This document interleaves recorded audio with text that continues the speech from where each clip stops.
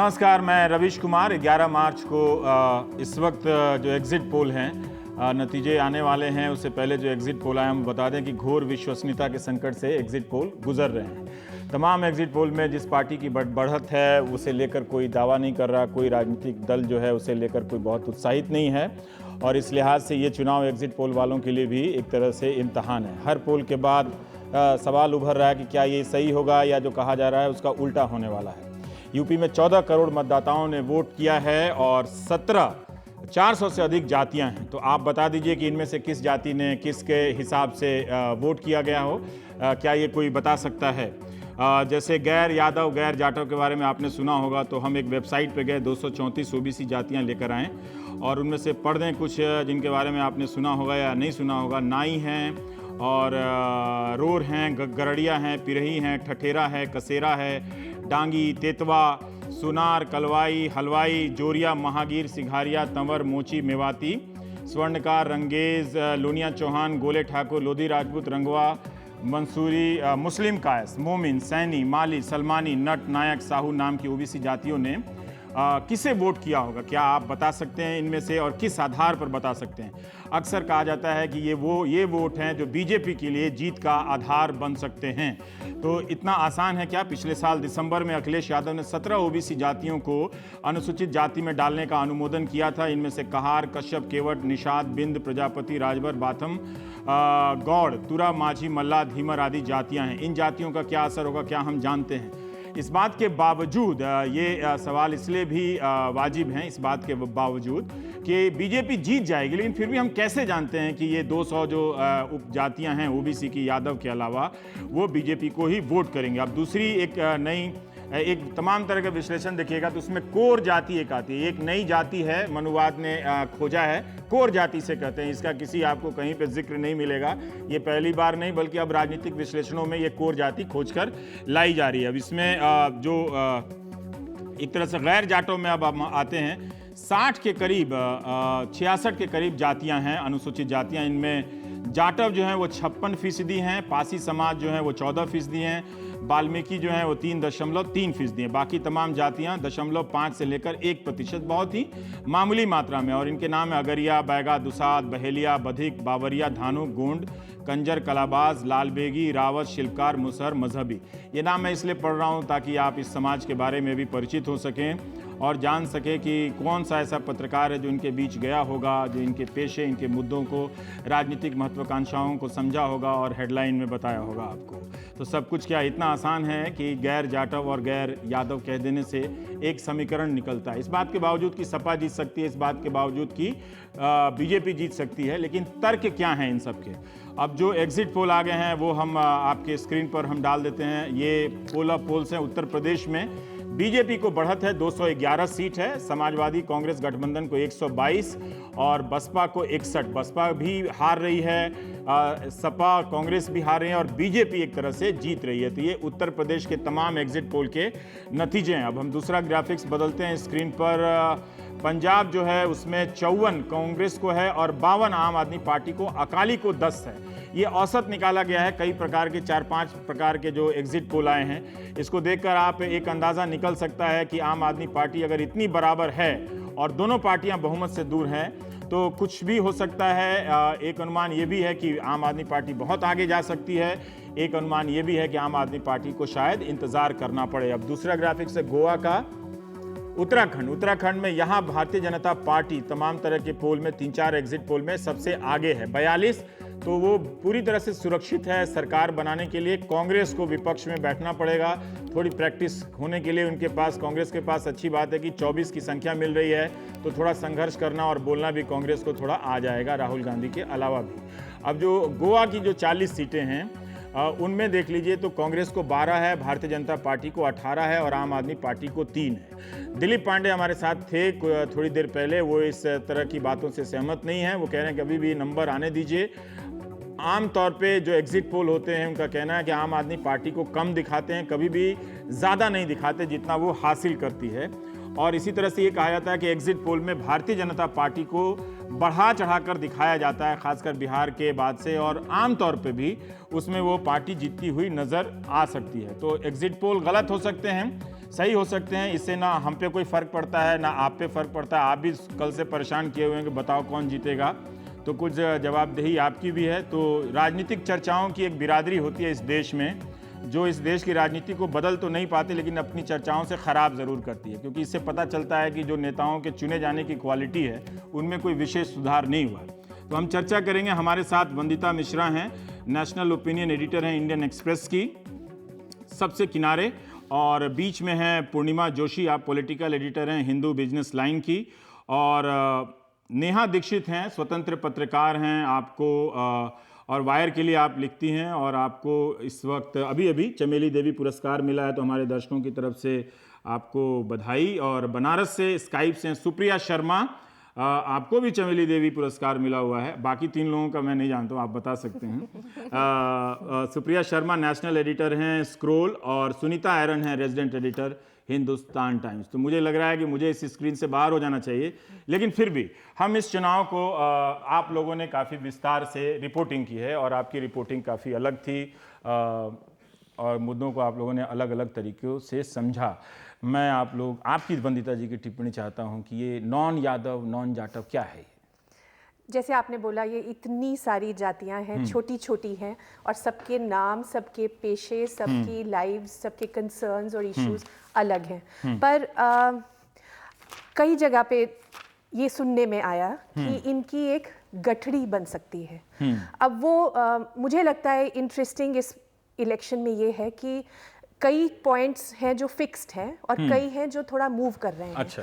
तो ये वाली जो जातियां हैं ये फिक्स्ड नहीं कहलाई जाती। जैसे यादव फिक्स्ड कहलाए जाते हैं कि वो सपा का वोट बैंक है, जाटव बसपा का वोट बैंक है, अपर कास्ट जो ठाकुर ब्राह्मण वो भाजपा के वोट बैंक है। ऐसा नहीं है कि इनमें टूटन नहीं है, पर बाय एंड लार्ज इनको फिक्स्ड एक माना जाता है। ये जो आप जातियां गिना रहे हैं ये मूव करती हैं, ये इधर भी जाती हैं और उधर भी जाती हैं, इनमें टूटन और मूवमेंट ज़्यादा है। उसमें जिस तरह से मैं समझने की कोशिश कर रही थी, उसमें मुझे लगता है कि हर पार्टी का एक फिक्स्ड अपील है अपनी कास्ट के लिए या किसी और कास्ट के लिए जो उसकी कास्ट नहीं है, वो दूसरी कास्ट को भी एक फिक्स्ड अपील, एक स्पेसिफिक अपील, कास्ट अपील देती है। पर दूसरी एक अपील हर पार्टी के पास है जो वो ट्राई करती है कि वो कास्ट के ऊपर, सिर के ऊपर से जाए और ज्यादा कास्ट को घेरे में ले ले। वो एक स्पेसिफिक कास्ट की बात नहीं करे, वो ज्यादा से ज्यादा अपनी तरफ ले। उनमें ये जातियों के आने का ज़्यादा मतलब पॉसिबिलिटी है। उसमें मुझे लगा, मेरे इन लोगों के सबके एक्सपीरियंसेस अलग होंगे, मुझे लगा कि अगर सपा की वो अपील है कि मैं विकास करूँगा, अखिलेश यादव, मैं एक्सप्रेस वे बनाऊंगा, मैं हेल्पलाइन दूंगा आपको, 108 आप डायल करेंगे तो एम्बुलेंस आएगी। मायावती की अपील है कि मैं जब आती हूँ तो अनुशासन टाइट रहता है, प्रशासन टाइट रहता है, दंगा नहीं होता। और मोदी की मुझे लगा इस इलेक्शन में अपील अगर वो है तो वो है नोटबंदी। नोटबंदी से उन्होंने कोशिश की कि ये मैं जाति से ऊपर उठ के, कम्युनिटी से ऊपर उठ के मैंने ऐसा काम किया जो हर किसी को इफेक्ट करता है और परिवार और एक बराबरी के स्तर के उस पे ले आता है। अब उसमें क्या सच्चाई है क्या झूठ है, मैं वो बात नहीं कर रही हूँ। मैं ये कह रही हूँ कि ये प्रोजेक्शन हुआ है और काफी हद तक ये प्रोजेक्शन सक्सेसफुल हुआ है। पूर्णिमा जी, जिस तरह से हम सब ने, ज़्यादातर लोगों ने टीवी के स्टूडियो में और ख़ासकर अखबारों में भी किया ही होगा, आपको लगता है कि इस यूपी के चुनाव को देखने के लिए सिर्फ जाति का ही चश्मा है, गैर जाटव गैर यादव का ही चश्मा है? जो औरतों, जो महिला वोटर हैं, जैसे बिहार में हमने देखा था, क्या उनकी अलग से कोई इस बार पॉलिटिकल कम्युनिटी नहीं बनी, राजनीतिक समुदाय के रूप में वो नहीं आई?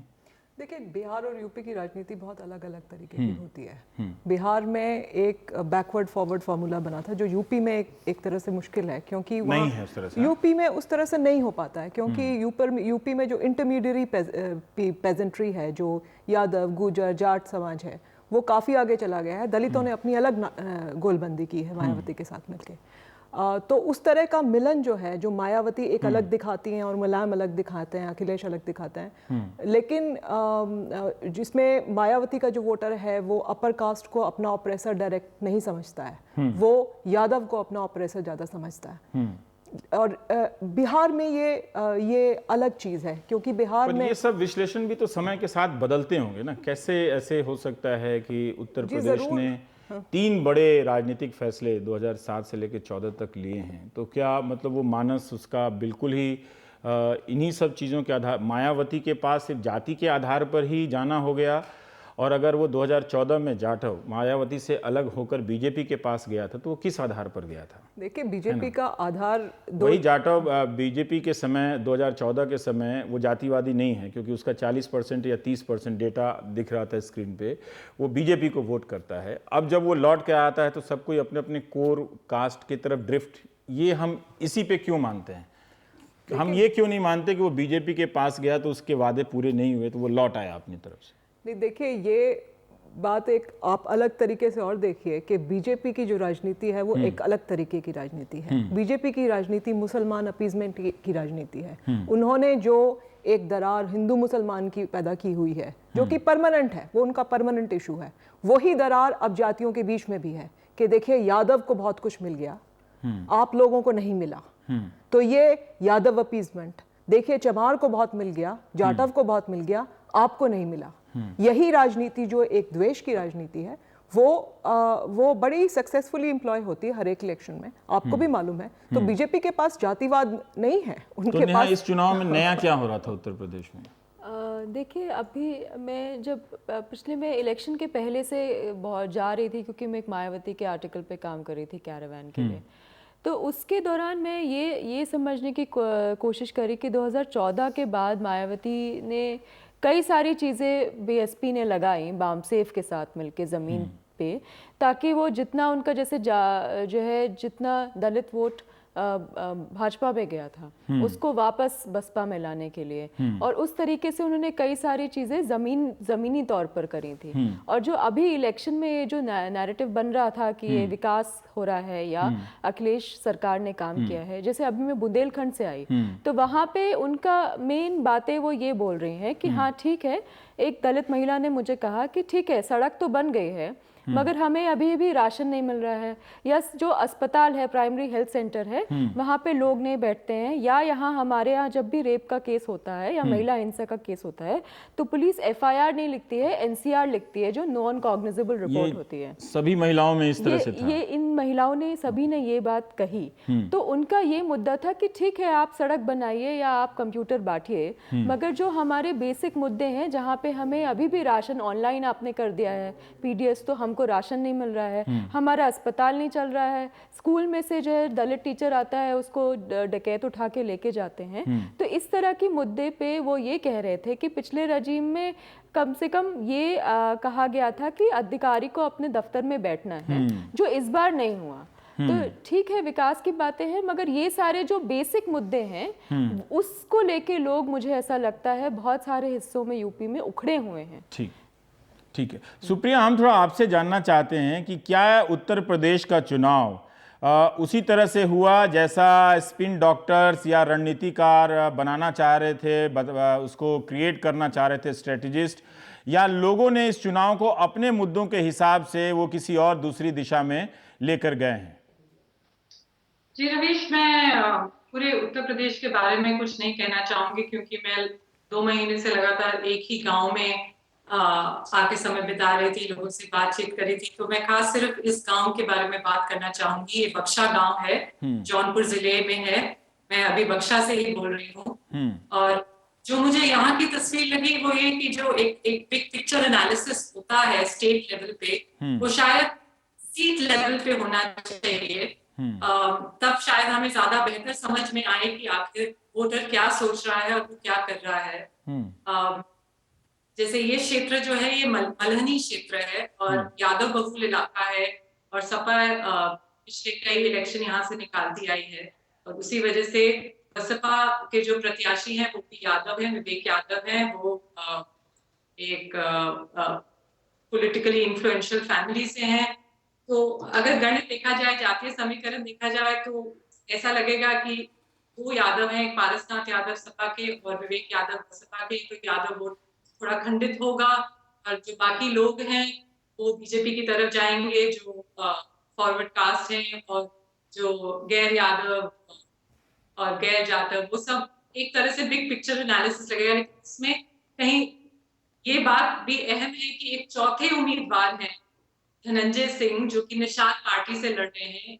वो बाहुबली हैं और ठाकुर हैं, और माना जा रहा है कि उन्हें सब जाति में कुछ कुछ वोट मिल रहा है, ठाकुर वोट तो वो ले ही रहे हैं।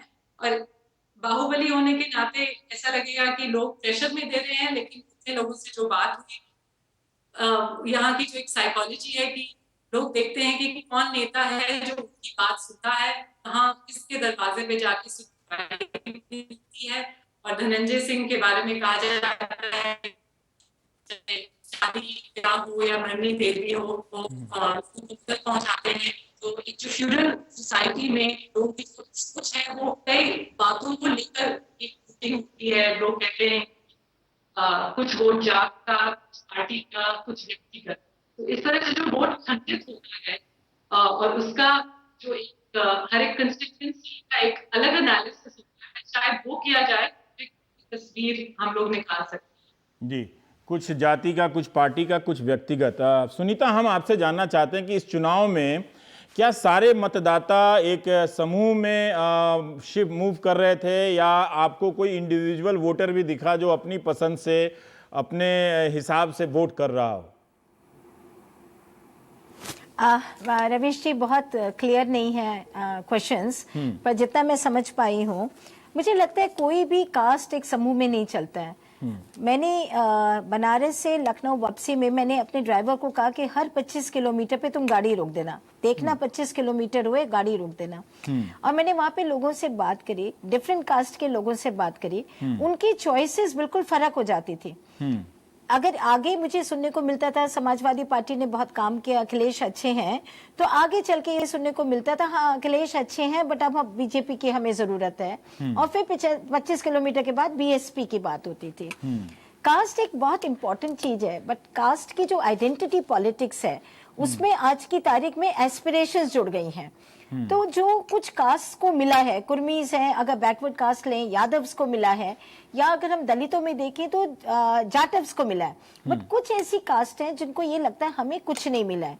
बीजेपी ने 6 महीने पहले या 8 महीने पहले से ही उन कास्ट पे काम करना शुरू कर दिया था। और जब हम कास्ट की बात करते हैं तो हमें देखना पड़ेगा उनके रिप्रेजेंटेटिव्स जो गांव में होते हैं, जो ग्राम प्रधान होते हैं, उन तक काम करना पड़ता है, और इवन एक एक वोटर तक काम करना पड़ता है कई बारी। तो ये कहना कि सारे कास्ट, सारे यादव अखिलेश जी के पास चले गए या सारे लोध कल्याण सिंह जी के साथ चले जाते हैं, ऐसा नहीं होता है। डिविजन्स होते हैं बट प्रेफरेंसेस होती हैं। और अब की बारी बीजेपी ने लोअर कास्ट को अपने साथ करने की कोशिश करी। उन्होंने कुछ बीएसपी से नेता भी तोड़े, और उसका उनको शायद इस बारी थोड़ा फायदा होगा। But it was a very strategic move which was executed बहुत ही साइंटिफिकली। इट इज नॉट कि आपने एक भाषण दिया और हो गया काम, ऐसे नहीं होता है। तो क्या दूसरी पार्टियां, जैसे अभी नेहा बता रही थी कि सुनीता जी वो बसपा भी उसी तरह से काम कर रही थी जिस तरह से उसने बामसेफ को अपनी तरफ जोड़ा, और बामसेफ का मतलब जो पुराना एक काशीराम का बनाया हुआ एक सांगठनिक ढांचा है जो पार्टी से अलग है, लेकिन उसकी मदद ली, तो उनकी भी तो रणनीतियां होंगी ना कि वो उन्हीं जातियों में जिसको काशीराम ने, जिनको अपने बीएसपी के दायरे में लाए और उनको एक तरह से ख़ास तरीके से ट्रेन किया, तो क्या उन जातियों ने ये नहीं देखा होगा कि बीजेपी के साथ जाते समय उनके अपने वैचारिक हित क्या हैं, उनकी वैचारिक समझ क्या है, उससे किस तरह से समझौता करना पड़ता है? नहीं, देखिए मायावती जी ने जो किया वो इलेक्शन से थोड़े समय पहले किया, इसकी तैयारी पहले से होती है। काशीराम जी ने जब जातियों को अपने साथ जोड़ा था तो वो साइकिल पे निकला करते थे और छोटी छोटी कास्ट सम्मेलन करते थे। मतलब हम लोगों ने यूपी में देखा ही नहीं था कि कानपुर के एक छोटे से गांव में कास्ट का सम्मेलन हो रहा है। इस समय इनके पास कौन से प्रोमिनेंट लीडर्स हैं? दो, एक एससी मिश्रा और एक नसीमुद्दीन सिद्दीकी साहब। मायावती जी का फोकस अब की बारी ज्यादा मुस्लिम्स पे गया। उनको ये लगा कि बीजेपी को हराने के लिए मुस्लिम्स हमारे साथ आएगा, और उन्होंने बहुत ज्यादा एक तरह से कहा जाए जैसे बीजेपी को हम ब्लेम करते हैं, उसी तरह से मायावती जी ने भी वही भाषा बोली। हर रैली में उन्होंने कहा हमने 100 मुस्लिम्स को दिया है। तो वहां पे एक डिवाइड हो जाता है कि भाई वो 100 मुस्लिम्स को क्यों दे रही हैं, शी इज आवर रिप्रेजेंटेटिव, उनको हमारी बात करनी चाहिए। उससे भी नाराजगी हुई। और दूसरी तरफ बीजेपी अपनी तरफ उनको कर ही रही थी। अखिलेश जी का ये हुआ कि जो उन्होंने डेवलपमेंट के बारे में प्रचार किया वो अकेले पड़ गए। एक तरफ बीजेपी का पूरा paraphernalia, 20-20, 25-25 ministers, leaders, RSS workers, वो सब गांव में फैले हुए थे। दूसरी तरफ अखिलेश यादव जी, उनकी जो भी यूथ ब्रिगेड होगी, मैंने बहुत ज्यादा नहीं देखा है, और डिम्पल जी, खाली समाजवादी पार्टी में इन लोगों ने प्रचार किया। अलायंस के नाम पे कांग्रेस और समाजवादी पार्टी को जिस तरह से प्रचार करना चाहिए था, कैंपेन करना चाहिए था, उस तरह से नहीं हो पाया। तो इवेंचुअली उसका तो थोड़ा बहुत बेनिफिट बीजेपी को मिलेगा। I don't believe in exit polls, but कुछ तो एडवांटेज। आप क्यों नहीं यकीन करती हैं? इसलिए कि इनका रिकॉर्ड खराब है? देखिए, मैं इसलिए कह रही हूँ, देखिए अ स्टेट लाइक यूपी, जहाँ पे इतनी कास्ट कॉम्प्लेक्सिटीज हैं, जहाँ पे हर गांव और हर डिस्ट्रिक्ट की कास्ट बदल जाती है, उसके रिवाज बदल जाते हैं, उसकी बोली बदल जाती है, उन 403 सीट्स का 70 डिस्ट्रिक्ट्स में थोड़ी से सैंपल साइज से कैसे आप ये बात ठीक है, पर फिर भी आप यूपी का आप मिजाज तो देखिए कि 2007 में वही बटा हुआ उत्तर प्रदेश एक पार्टी के लिए स्पष्ट बहुमत देता है, फिर से वो अपनी उसके मतदाता अपनी उस आदत को दोहराते हैं, जब दूसरी पार्टी को देते हैं तो स्पष्ट बहुमत देते हैं, फिर वही मतदाता 2014 में अगर नरेंद्र मोदी को लोकसभा में देता है तो जम के वोट करता है। तो उसमें हर तरह से अपनी जाति की दीवारों को तोड़ता हुआ एक तरह से वो टूट रहा है। ऐसा नहीं है कि इन 3 चुनावों के नतीजों को देखें तो हम क्यों ना माने कि जी देखिए 2012 में जो चुनाव हुए थे वो एक डायरेक्ट कॉन्टेस्ट थे। वो एक उस समय बीजेपी की जिंदा नहीं हुई थी, रिवाइव नहीं हुई थी। 2014 में बीजेपी रिवाइव हुई और कांग्रेस ने जल्दी से समाजवादी पार्टी के साथ वो खड़ी हो गई। तो पहली बारी इतने सालों के बाद समाजवादी पार्टी के कांग्रेस 2 नेशनल पार्टीज मैदान में उतरी। तो जब इतना फियर्स कॉन्टेस्ट हुआ कि रीजनल पार्टीज अभी स्ट्रांग है, उधर से बीजेपी 42% वोट लेके खड़ी हुई है 2014 में, तो नेचुरली बहुत ज्यादा एक कहना चाहिए ना फियर्स कॉन्टेस्ट होना, वो हो गया। हर वोट की लड़ाई होगी, हर सीट की लड़ाई होगी। तो naturally her vote bank but रहा है, टूट रहा है, बिखर रहा है, और उसी की वजह से इतना मुश्किल हुआ समझना कि कौन आगे है। बीजेपी एडवांटेज दिखाई देती है। ठीक है।